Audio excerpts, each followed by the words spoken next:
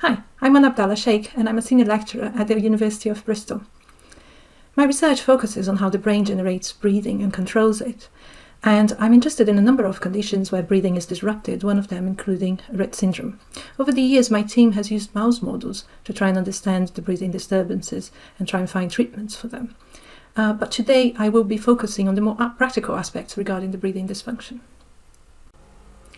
The most described breathing problem in people with Rett syndrome are apneas. So apneas are defined as a cessation in breathing. When the person with Rett syndrome is awake, central apneas are the most common. So these happen when the brain stops generating the effort to breathe that contracts the diaphragm, and therefore the breath is absent. Central apneas can also happen during sleep, but in people with Rett syndrome they are usually a lot less frequent than when they are awake. During sleep, obstructive apneas and hypopneas are more common. Obstructive apneas occur when muscles in the soft tissue on the back of the throat collapse during sleep, causing a blockage in the upper airway. This means that air doesn't move into the lungs, even though the chest muscles and the diaphragm may still be contracting. If the blockage is only partial and stops airflow by about half, this is considered a hypopnea. So how common is it for people with Rett syndrome to experience apneas when they are awake? The natural history study tried to establish that. They followed 778 females with classic Rett syndrome for up to 9 years. They found that over the lifetime, it was estimated that about 9 out of 10 people with typical Rett syndrome would develop a breathing problem at some point in their lives. The plot on this screen shows on the vertical axis the percentage of participants suffering from apneas. And on the horizontal bars, you can see the percentages in different age groups. So this data suggests that the prevalence of apneas in adults may be lower than in younger ages. So we know that apneas are very common in people with Rett syndrome, but are they actually harmful? Transient abnormal breathing is not necessarily bad for the health, as long as it does not change blood gases and the heart rate. However, early data shared by the STARS clinical trial revealed that people with Rett syndrome can experience periods of abnormal blood gases. So this study used an at-home recording device to record people for 6 hours over a period of 3 days. They were able to do these recordings in 102 study participants. So this plot is some of the early data that they shared. And you can see here on the vertical axis the number of episodes per hour. And the column on the left are the apneas, those are periods where breathing stops for longer than 10 seconds. And the column on the right are the blood oxygen saturation. So these are periods where it was below 90%, so this is considered clinically worrying, clinically relevant. The dots here on those columns indicate the maximum, the minimum, and the median, with the median being a point that where 50% of the participants were either above or below it.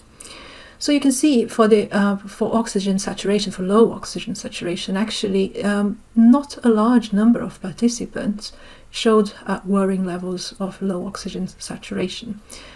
So the episodes were very infrequent. So you can see that there have been a number of large studies investigating the breathing dysfunction that happens when people with Rett syndrome are awake. However, studies looking at the sleep breathing disturbance are fewer, and they also have enrolled a smaller number of participants. But recently, this group here on the screen published a meta-analysis where they took information from all these different smaller studies that were performed looking at the breathing disturbance at night, and they performed a new statistical analysis based on the data combining all these different studies. So we have information then that is grouped for a larger number of participants. And what they found was that sleep apneas are also very prevalent, very common in people with Rett syndrome, and quite often they can be of a severity that warrants clinical intervention. So this table here on the screen shows you the apnea-hypopnea index. So these are periods where breathing stops or is insufficient.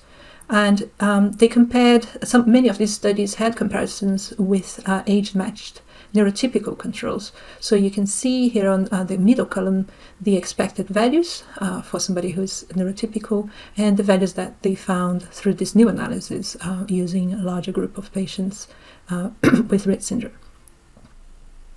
So we have covered the different types of breathing dysfunction in Rett syndrome, and how common they are and their severity.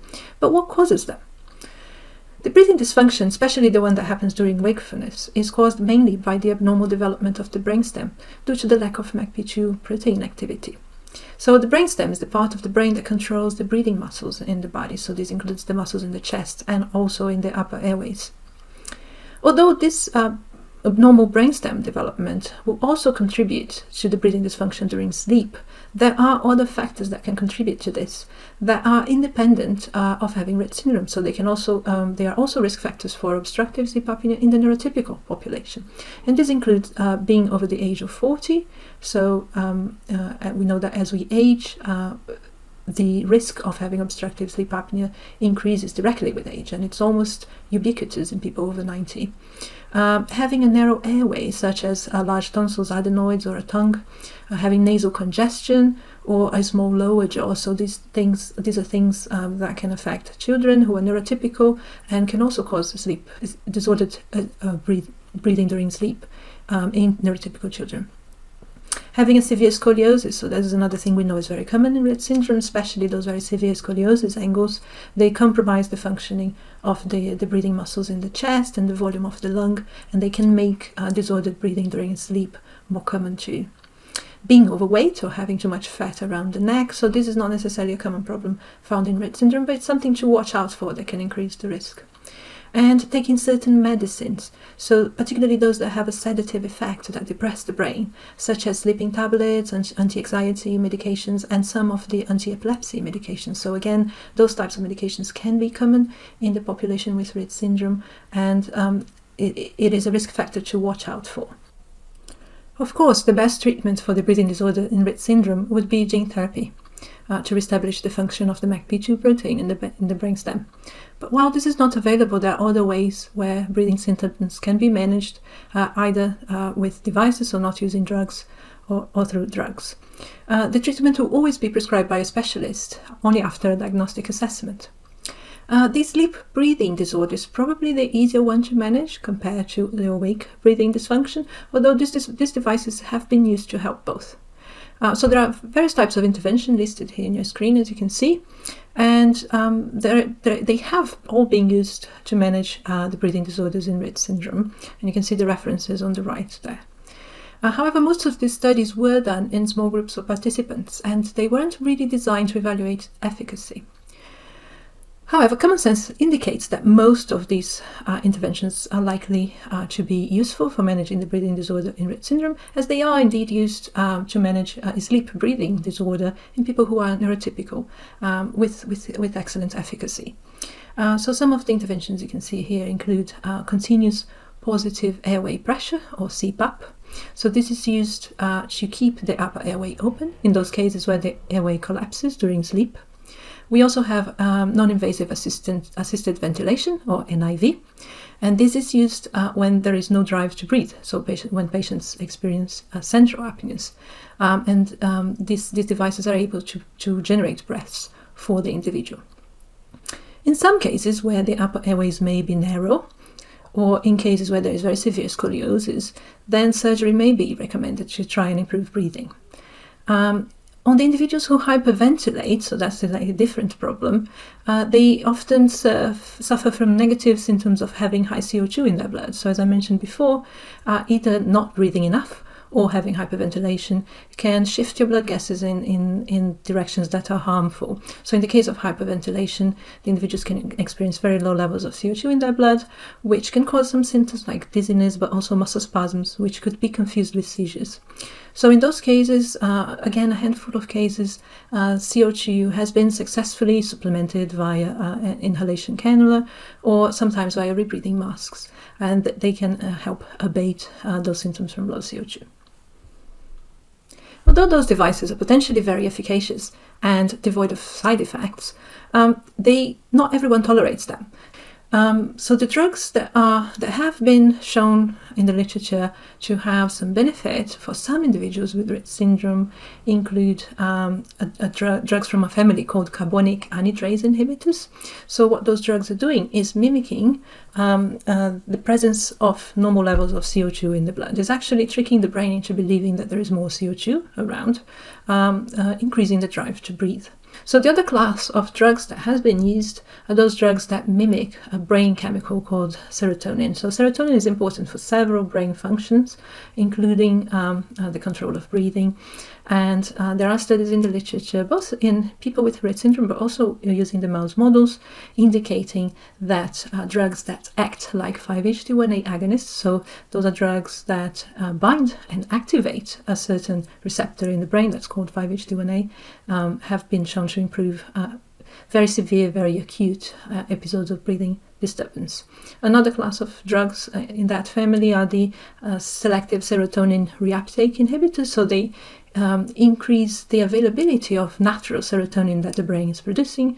They make it hang around for a bit longer so that it can act on its receptors. So this class of drugs have shown some benefit in the literature.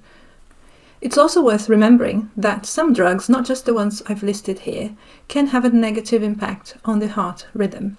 For neurotypical individuals, that's usually not really a problem. It's a very small effect and very unlikely to cause problems. But the heart rhythm of people with Rett syndrome shows already some baseline abnormalities in some cases, and people with Rett syndrome may be particularly vulnerable to the cardiac effect of these drugs. So this would be an adverse effect of these drugs. One example is fluoxetine has a high propensity to cause those problems. So when those drugs are being prescribed in people with Rett syndrome, it's really, really important to have a baseline assessment of the heart rhythm to make sure that individual already doesn't have a severe problem.